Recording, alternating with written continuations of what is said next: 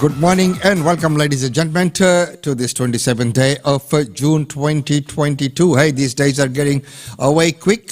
Soon July will be out of the way as well. Well, 27th of July today and sunny and 12 degrees from Brisbane. Glorious day looking out of the window from where we sit. In this studio is just as amazing view out there. Well, once again, welcome everyone to this morning show. And don't forget that at 10 a.m. we have the weekly real estate update with Osha Chandra. Right now, let's go to the news for the day before we go into our daily India report and functions and events. Well, the 47th Parliament sets down. So historic time once again. Our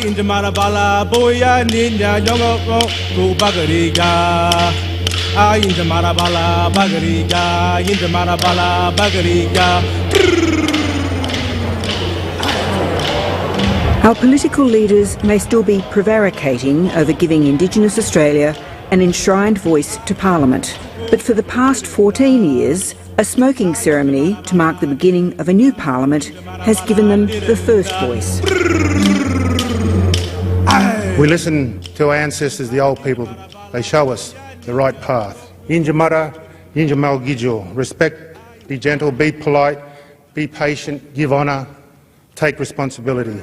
And today, in his welcome to country, Ngambri Ngunnawal custodian Paul House set a dignified tone for our leaders to follow. Respect shapes us and lifts up the people. Gayambanya, Gurabari, welcome, Mandanguru, Wurrugawurri. Thank you. The first sitting day of a new Parliament is all about ceremony. It's all conducted against the backdrop of early skirmishing on proposed legislation. But today's smoking ceremony was a particularly powerful reminder of some of the most important work awaiting this new Parliament, deciding on exactly how to entrench that proposed voice to Parliament for First Australians. What the Uluru Statement from the Heart represents is an opportunity that must be seized, because if it isn't seized, it will be lost and we will be diminished. The words we heard this morning carry a strong message of unity. A welcome to country made in the spirit of peace and a desire for harmony with all peoples of modern Australia. Of course, the discussion over the voice to Parliament will be contentious, and it is not the only issue that will be vigorously contested.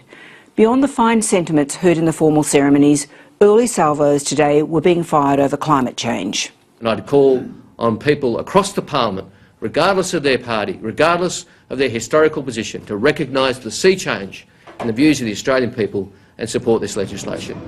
The fate of the government's climate change bill is unlikely to be decided before the legislation hits the Senate in September. The Greens want the proposed new laws to make clear the 43% emissions reduction target for 2030 is a floor, not a ceiling. Climate Change Minister Chris Bowen confirmed today the government will be seeking to set a more ambitious target for 2035, determined by a revived Climate Change Authority. And the Greens welcomed that change. To have a situation where future governments or governments in the future can listen to the science and do what is needed without any parliamentary obstacles, that would be a good step. Compared to an election campaign in which Labor was criticised for the lack of an ambitious agenda, today's ceremonies spoke of more lofty and historic goals, of time not to be wasted. Don't miss the chance, because you're not here for that long. None of us will be. And when you're sitting on the porch thinking about what you did, you can either have a source of pride or a source of regret. No middle path. No middle path. Make it a source of pride. Make it a source of pride, well said. And of course, words aside, action is what's really needed. So, what is the government promising? What's on the agenda? Let's take a look. A new Parliament begins with recognition of an ancient connection to land. We trust this Parliament will act responsibly in embracing all three key elements of the Uluru Statement from the Heart. Anthony Albanese using the occasion to urge all politicians to support enshrining a voice for First Nations people in the Constitution. When you're sitting on the porch thinking about what you did, you can either have a source of pride or a source of regret. No middle path. Make it a source of pride. And as I mentioned, that well said. Well, right now, looking still in ICT, let's look at what are the numbers of paramedics in the upcoming budget. Pressure from the pandemic prompted this plea from paramedics nationally. When we are tied up with non-emergency calls, we're not available for those who need us most. Say 000 for saving lives. And last month, staff shortages in the capital saw fire crews called on to low priority ambulance call-outs, though the situation has since improved.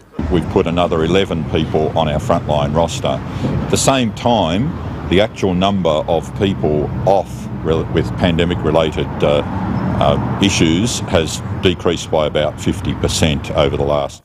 So, as we've seen from that report, that there's more paramedics needed, and everyone's getting together to raise this awareness out, so that the message gets to the people who can make the decision, because that is one really a very, very important area.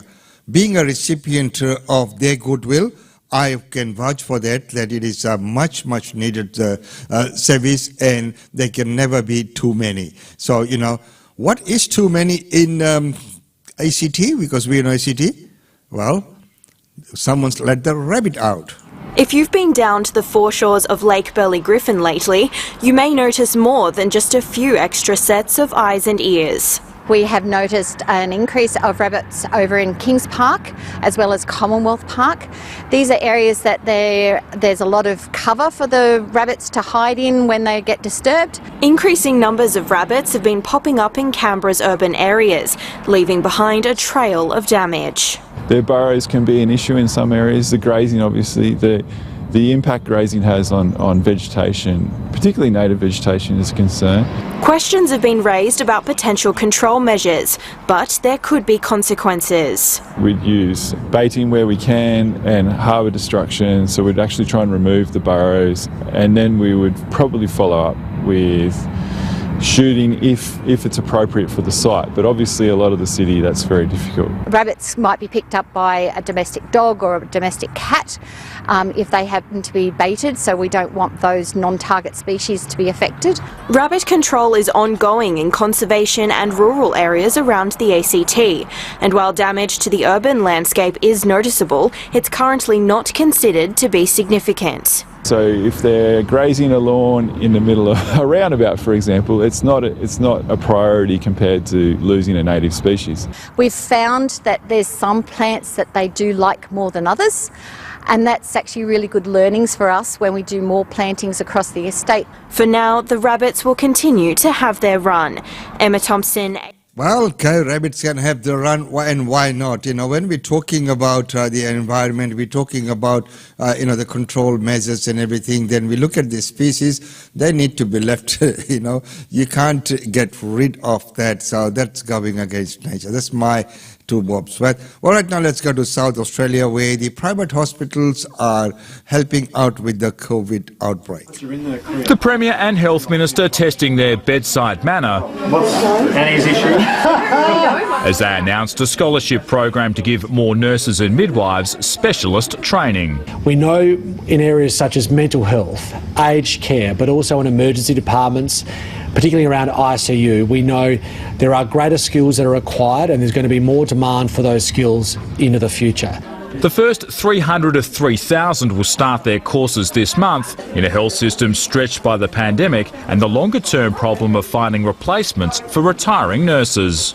We know that our workforce is mature. That's fantastic in terms of a great skill set, but it also leaves us very vulnerable.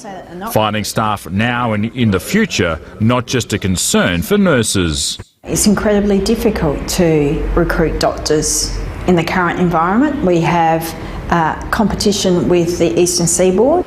The COVID environment in South Australia remains a challenge, with more than 3,700 new cases found and 3 more deaths recorded.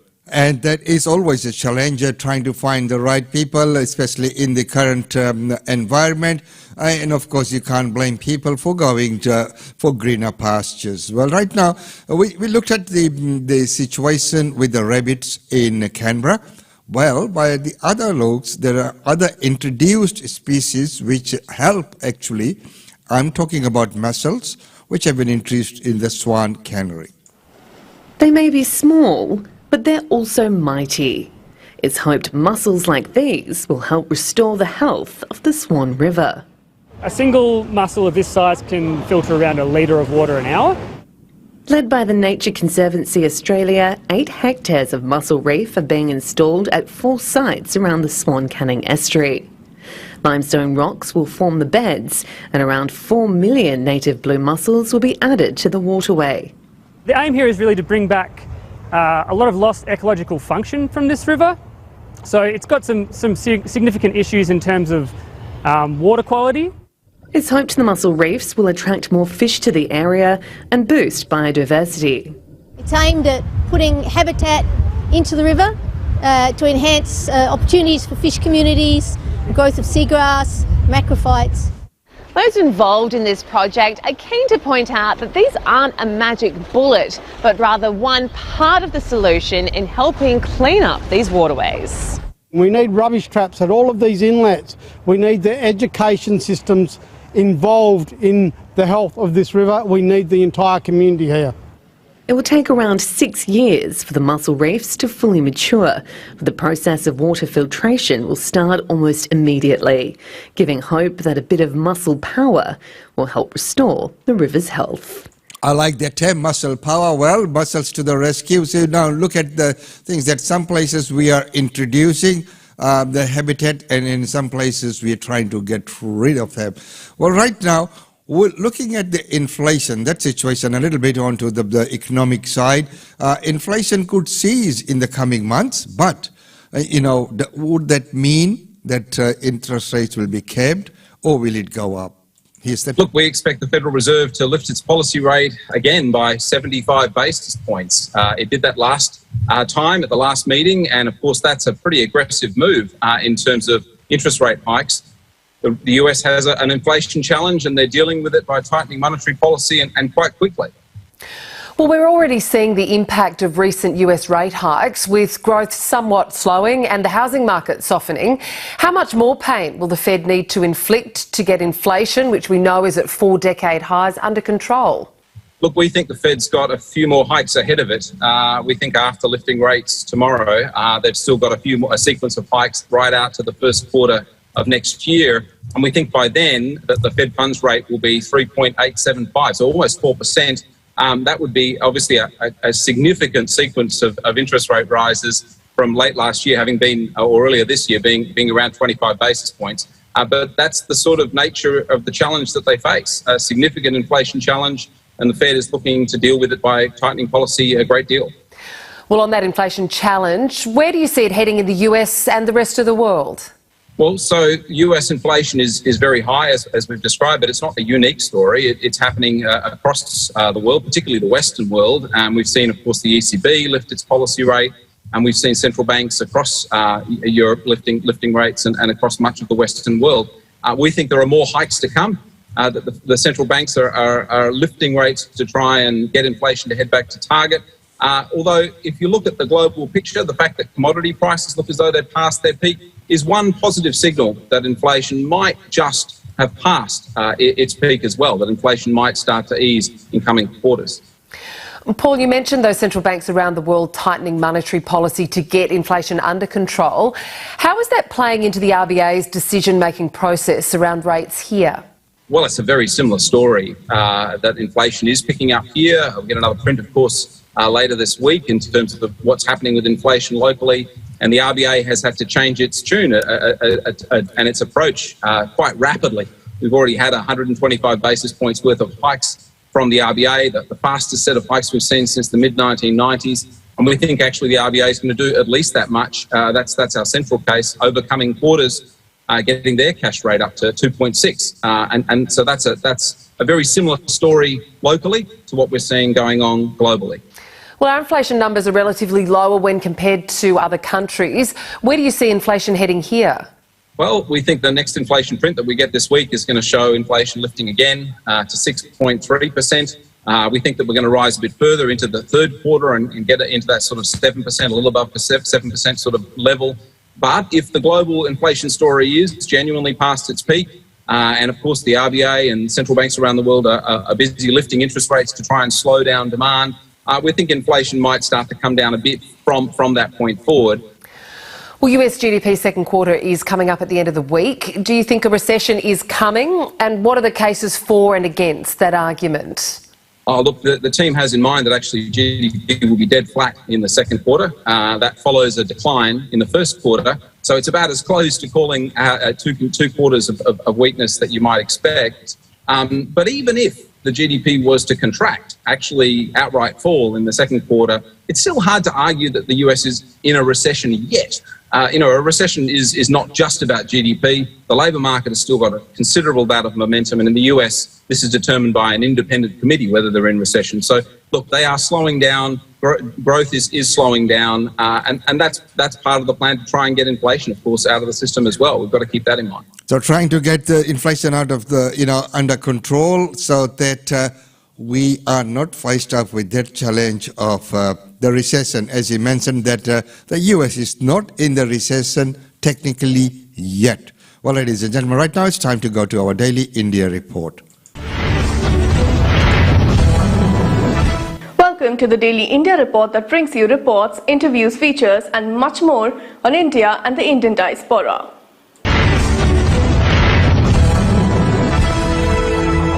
India working on an indigenous kit to test monkeypox as cases go up.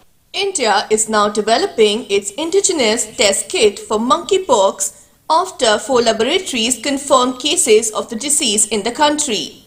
Makers of TrueNat real-time polymerase chain reaction, the world's only point-of-care platform used by World Health Organization to detect tuberculosis, are developing a test kit for monkeypox, indicated government sources.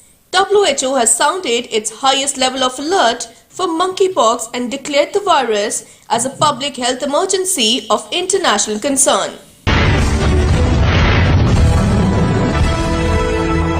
India will announce in August 2022 the launch of a digital platform embodying a new paradigm to bring together skill seekers, skilled youth workforce and employers to ensure getting jobs. Also, Skill India international centres overseas have begun reskilling and upskilling its diaspora workers. More centres will be set up across the world. In an exclusive wide-ranging interview, Rajiv Chandrasekhar, India's Minister of State for Electronics and Information Technology and Skill Development and Entrepreneurship, said the revamped skills ecosystem will meet an enormous demand in the post-COVID world of youth force trained across a spectrum of job roles in India and globally. The new digital platform to be launched to match jobs with job seekers is not just a LinkedIn or jobs.com, but more of a platform that guarantees naukrimilega.com.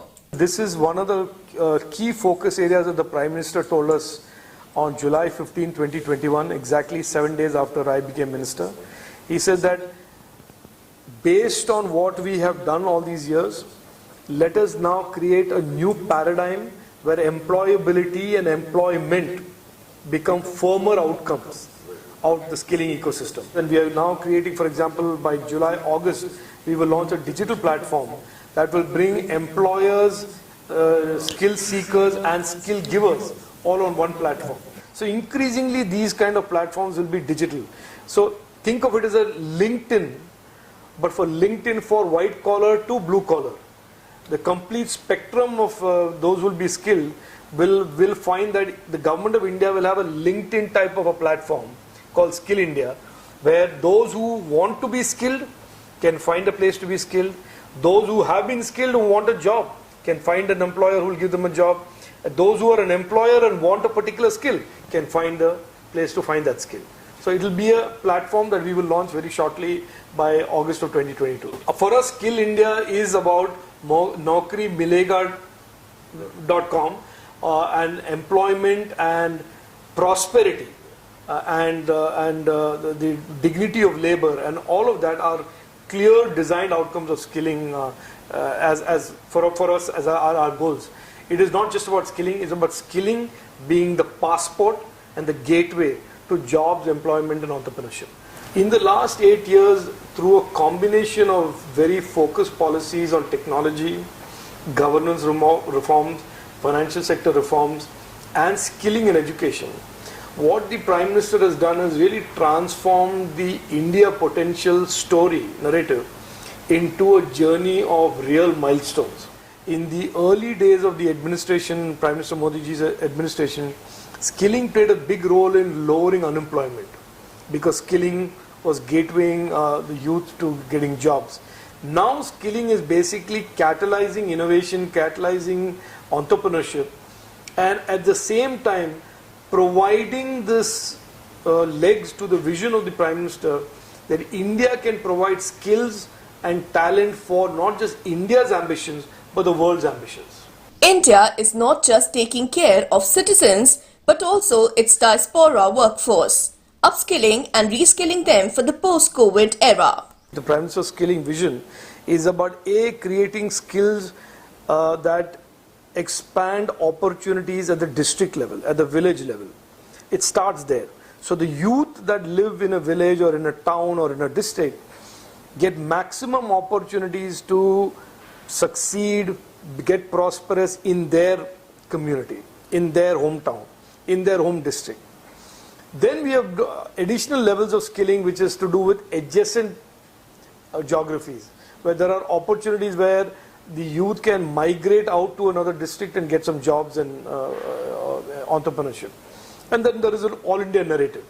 And the last layer of this, and I think is a very important opportunity, especially in the post-COVID world, which is to use skilling as a bridge between the Indian youth and Indian talent and global opportunities. And that global opportunity, whether it is in the Middle East, whether it is in Japan, whether it is in Europe, whether it is in the US, range from white collar to blue collar to white collar rather. We call it Skill India International, and it is really aimed at not only in the post-COVID new digitizing world, reskilling and upskilling our diaspora who are already in those communities and are serving in those markets, as well as creating new opportunities or additional opportunities for the youth of India who say, I want to go to Korea, I want to go to Japan, I want to go to the UK, I want to be a healthcare worker in Europe, I want to work in an airport in Europe, because there are all of these demands. And there is a huge workforce shortage in Europe, in Japan, and in the US and North America. So if you recall 2-3 decades ago, the talent or the workforce that went from India to the Middle East were really, in a sense, the broader category of construction workers, plumbers, carpenters. We want to continue to expand that category, but we also want to get into hospitality. We want to provide with and compete with Philippines, for example, by sending highly skilled Indian youth, very, very capable and competent in the hospitality and guest relations space. We want to send engineers to service and support the digital economies of the Middle East, Europe and North America, as we already do. The way we are developing this model is really an expansion and extension of our existing Skill India network, which is that we would have these hubs where talent and skilling of a particular set of job roles or skills are delivered, and they are in turn connected to these Skill India International centers that are going to be in every country in the world. So we will have multiple Skill India International skilling hubs in India, and we'll have these Skill India outposts, if you want to call it that, in each of these countries. So using as an example Europe, currently we know both in hospitality post-COVID, hospitality, airports, logistics, event management, there are huge large-scale workforce depletions. And healthcare. In the Middle East currently we know that there is an increasing demand of more digitally skilled workforce.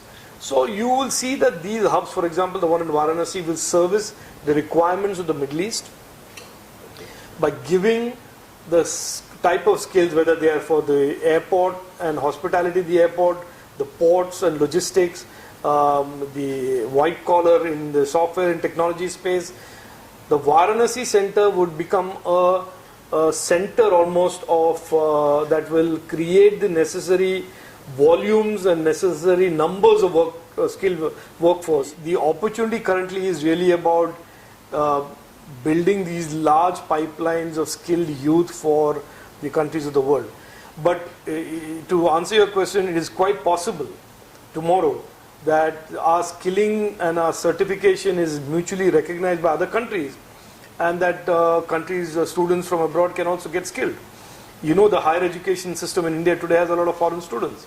So I think we are building, we have built, and we are in the process of continuing to build really a world-class ecosystem of contemporary, modern skilling centers, and therefore with a combination of those two, well-skilled students who will then be deployed in markets and jobs and job roles all around the world. Whether you look at it from a G20 countries point of view, you look at it any other forum, skilling, and in particular digital skilling, is going to be a very, very urgent requirement for the world as countries, as enterprises, as consumers rapidly digitize.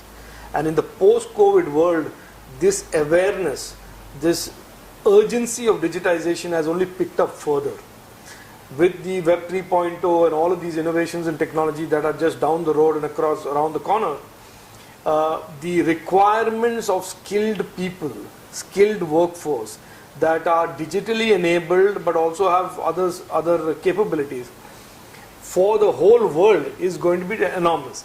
And I personally, at this risk of sounding a little immodest, think that India has built today under the Prime Minister the world's largest ecosystem for skilling and the most diverse and rich ecosystem of skilling. There is no skilling ecosystem in the world that I have studied that can deliver 5,000 different job roles in a network that spans almost 25-30,000 institutions. Dulquer Salman, Runal Thakur, Rashmika Mandanna starrer Sita Ramam trailer has been released. Dulquer Salman's Sita Ramam, directed by Hanu Raghavapudi. So, ladies and gentlemen, that's about all we have for you in this segment, and it's wonderful to get the report.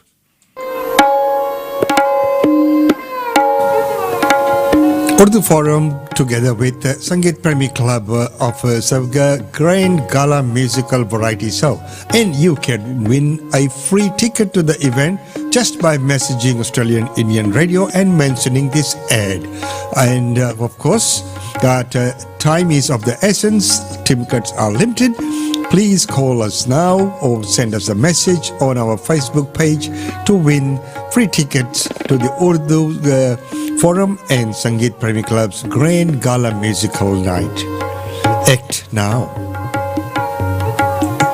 And yes, if you need the tickets, all you need to do is get on our Facebook page and send us a message. A lot of tickets have already gone. A few tickets are available. So, as we mentioned, time to act is right now. Well, right now, time to go to our daily, not daily India report, which we have just finished, to the events.